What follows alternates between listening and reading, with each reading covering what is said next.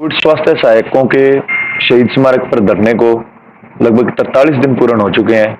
बहुत से साथियों के मन में बहुत से सवाल हैं जिनके जवाब देना भी जरूरी था, क्योंकि धरना चलाने के लिए दो चीजें जरूरी होती हैं, एक धैर्य और एक अनुशासन। धैर्य और अनुशासन था, इसीलिए धरना 43 दिन के लिए चला। कुछ लोगों के मन में पहले तो ये सवाल है, मैं क्लियर कर देता हूँ भी, किसी भी प्रकार की धरने को लेकर, आंदोलन को लेकर राजनीति नहीं होता। राजनीति का मतलब होता है धरना 2 दिन चलाना, 2 दिन चलाने के बाद बैरिकेड तोड़ देना, लोगों पे एफआईआर करवाना, खुद पे एफआईआर करवाना, और जो 28,000 परिवार हैं उनको राजनीतिक रूप देकर राजनीतिक दलदल के अंदर धकेलना।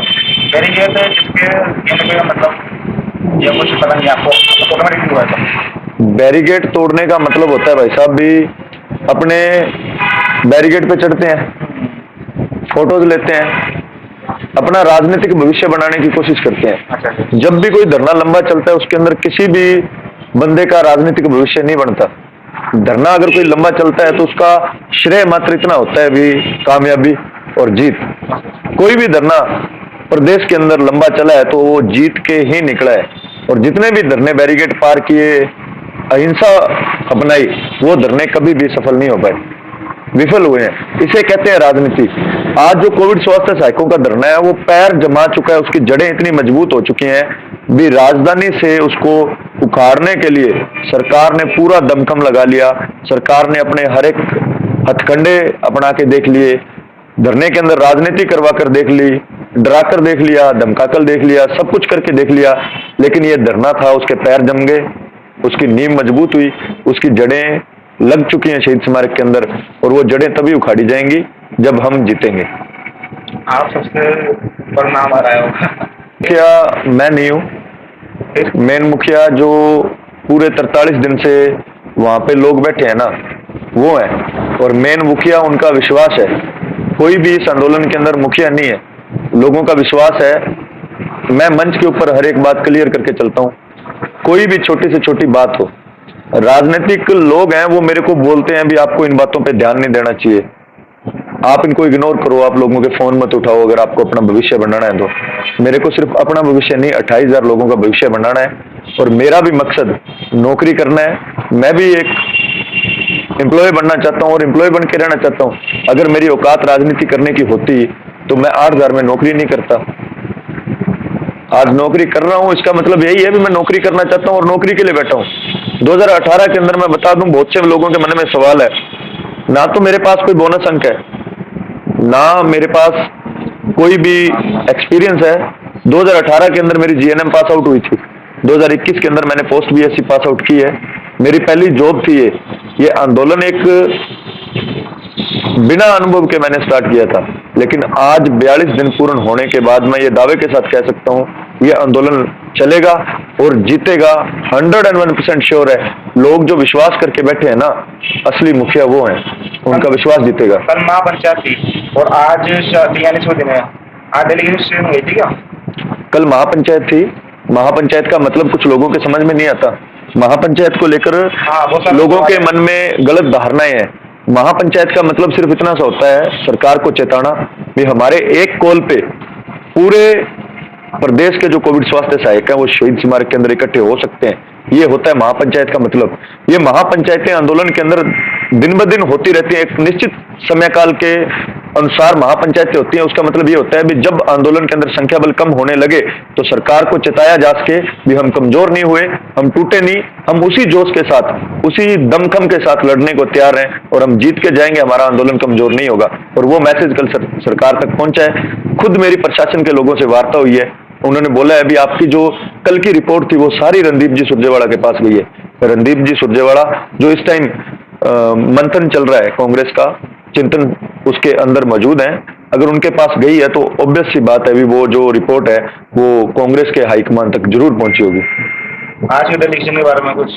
आज का डेलीगेशन वही था, पृथ्वीराज सिंह जी के पास गया था, शासन सचिव हैं अपने शिक्षा विभाग के।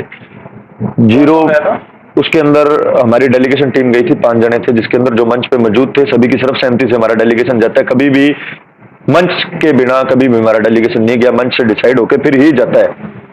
पृथ्वीराज सिंह जी से मिला, उन्होंने वही निवेदन किया, आपकी मांगे राज्य सरकार जरूर मांगेगी, जल्द मांगेगी, और आप धैर्य बनाए रखें, आप गर्मी के अंदर नहीं मरे। हमारा एक ही सवाल था, सर आप हमें ये बता दीजिए भी हमारी किस मांग पे काम चल रहा है, किस मांग पे हमारी आपकी सहमति बनी है और कितना काम पहुंचा है। हम कोई दिक्कत नहीं है, आपकी बात मानने को तैयार है, लेकिन हमें आईना दिखाने का काम करें। उन्होंने एक ही बात का जवाब दिया था भी कैबिनेट मंत्री और जो अपने मुख्यमंत्री जी हैं, इनकी मीटिंग्स होती रहती हैं, इनके दिमाग में क्या है अभी तक हमें नहीं पता। आपकी फाइल अगर हमसे पहले हमारे पास सबसे लास्ट में आएगी, फाइनेंस के पास जाएगी, क्लियर।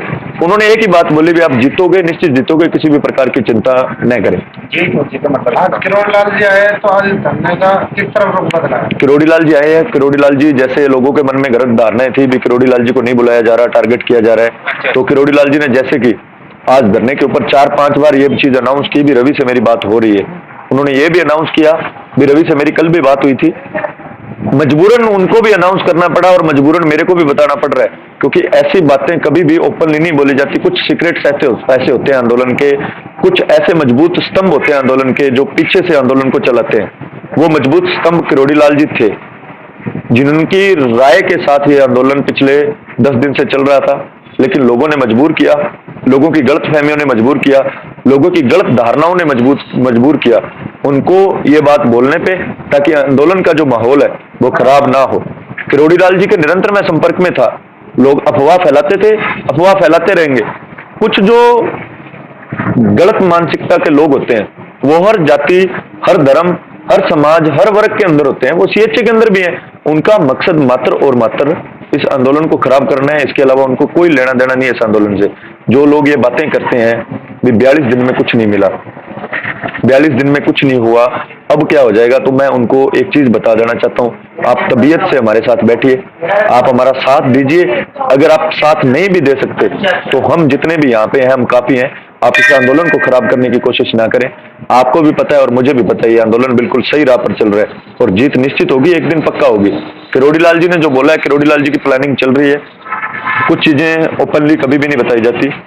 तो जो लोग हैं उनसे मैं निवेदन करना चाहता हूँ, अगर आपके पास मंच द्वारा कोई भी कॉल आती है, आपके पास मंच द्वारा कोई भी आपको निर्देश दिए जाते हैं, किरोड़ी लाल जी की रणनीति के तहत ही दिए जाएंगे, आप उन निर्देशों की आंखें बंद करके पालना करें। आपके विश्वास के साथ कभी भी धोखा नहीं करेंगे, आपका विश्वास कभी टूटने नहीं देंगे, जीत के जाएंगे, निश्चित जीत के जाएंगे। जो ये लोग हैं ना बार बार ये बोलते हैं सड़क पे चलो, बैरिकेड पार कर दो, इनका मकसद मात्र और मात्र मेरे कंधे पे रख के बंदूक चलाने का है। अगर ऐसी बातें करनी है तो आप मुझे बताओ, जब मैं हर एक बात मंच से क्लियर कर सकता हूं छोटी से छोटी, तो ये बंदे हर एक बात मंच पे आके क्यों नहीं बोलते?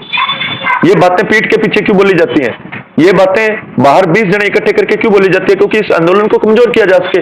हो सकता है कुछ लोग हम में से सरकार के साथ मिले हो, सरकार के भी कुछ लोग हो सकते हैं, सरकार के साथ मिलेगी लोग हो सकते हैं, कोई लालच हो उनका, लेकिन जो 28,000 परिवार है मंदिर के अंदर बैठे हैं, हम झूठ नहीं बोलेंगे, दिखा सकते हो आप, भगवान का दरबार है ये, कोई भी किसी भी चीज की झूठी कसम नहीं खा सकता कभी भी। मैं ये मंदिर के अंदर कसम खा के बोलता हूँ भी आज तक इस धरने के साथ कोई भी राजनीति नहीं हुई, आज तक मेरे मन में कोई भी किसी भी प्रकार का पाप नहीं है। मैंने जो किया है वो मेरी टीम के साथ मिलके पूर्ण विश्वास के साथ एक अच्छे कोविड स्वास्थ्य सहायकों के अच्छे भविष्य के लिए किया है। अगर मैं गलत हूं तो भगवान मुझे कभी माफ नहीं करेगा। हमारे साथ अच्छे साथी हैं, मुकेश बांगड़ा है नागौर से, मैं उनको पहले जानता तक नहीं था, वो मेरे साथ अब जुड़े हैं, उनको पता है, मैं उनके साथ डिस्कस करता हूं।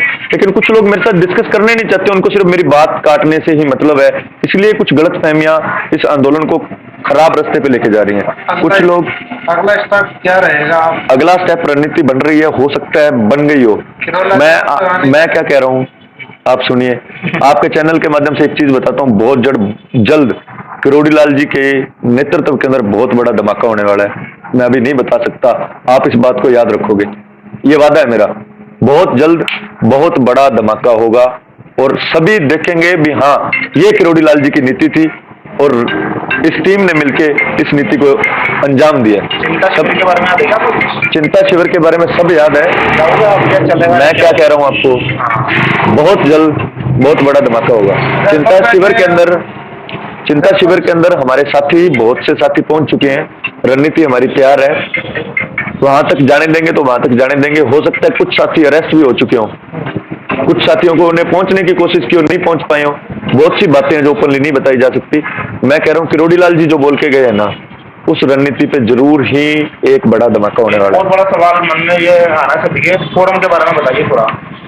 घर पर जो बैठे हैं उनके लिए क्या कहना चाहेंगे? 15 तारीख को जो भी होगा आंदोलन। मैं एक चीज बता देता हूँ, एक चीज क्लियर कर देता हूँ आपके चैनल के माध्यम से। किरोड़ी लाल जी की कोई भी चीज तारीख तय नहीं होती। अच्छा। अगर उन्होंने 15 बोला तो हो सकता है वो 14 को आ जाए, और उन्होंने 15 बोला हो सकता है 17 को आ जाए। किरोड़ी लाल जी की रणनीति ऑन द स्पॉट बनती है और धमाकेदार बनती है, उस पर विश्वास रखें। उनकी कोई भी रणनीति 10 दिन पहले होती है, लेकिन पता तब चलता है जब लागू हो जाती है। वो बातों में कम और काम में ज्यादा विश्वास रखते हैं।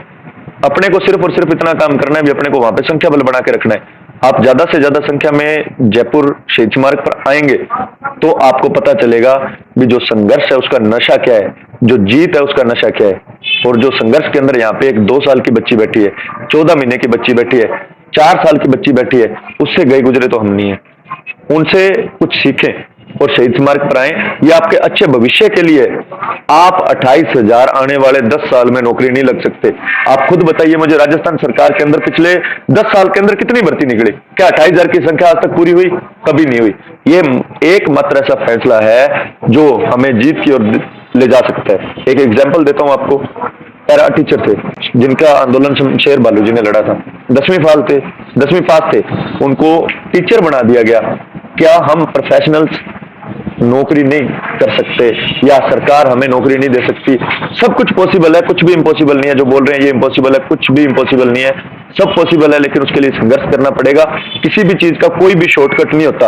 एक रास्ता होता है, सामने लक्ष्य होता है। आप लक्ष्य को देखो और उस रास्ते पे चलो, जीत आपको निश्चित मिलेगी। सारा पंचायत सहायक को धरना देते हैं, इनको 15 साल 20 साल हो गए, कुछ नहीं हो पाया। पंचायत सहायकों ने 14 बार धरने दिए, अच्छा। बहुत लंबे लंबे धरने चले, लेकिन आप एक उठा के देखिए, उनका जो अंत था वो हमेशा उग्रता से ही खत्म हुआ। आप एक इतिहास उठा के देखिए पंचायत सहायकों का, उसके अंदर उनका अंत था ना, वो उग्रता से खत्म हुआ। उन्होंने 2-2 महीने धरने चलाए हैं, 2 महीने धरने चलाने के बाद उग्र हो गए। वो उग्र होते ही धरना समाप्त हो जाता है। जब तक हम शहीद स्मारक पे मजबूत नहीं होंगे तब तक हमें जीत नहीं मिलेगी। मजबूती के साथ शहीद स्मारक पे डटा रहना पड़ेगा तो ही जीत होगी, इसके अलावा और कोई भी चांस नहीं है। आप पंचायत सहायकों की बात करते हो, पंचायत सहायक हमेशा से ही उग्र होके यहाँ से खदेड़ दिए गए हैं। कोई भी धरना उठा के देख लो, जो धरना खदेड़ दिया गया वो कभी भी आज तक कामयाब नहीं हुआ। हमें इस आंदोलन को टूटने से बचाना है, इस धरने को खदेड़ने से बचाना है, शहीद स्मारक में बने रहना है। अपना आंदोलन मजबूत करेंगे, जिला स्तर पे उग्रता दिखाएंगे, पंचायत स्तर पे उग्रता दिखाएंगे, तहसील स्तर पे उग्रता दिखाएंगे, लेकिन शहीद स्मारक जयपुर को कभी भी कमजोर नहीं होने देंगे। आप ज्यादा से ज्यादा संख्या में शहीद स्मारक पर पहुंच के इस आंदोलन को मजबूत करने का काम करें, जीत हमें निश्चित मिलेगी, ये आपसे वादा है। और सबसे साथ साथ ही आपके साथ सुखजीत सिंह अटवाल है क्या?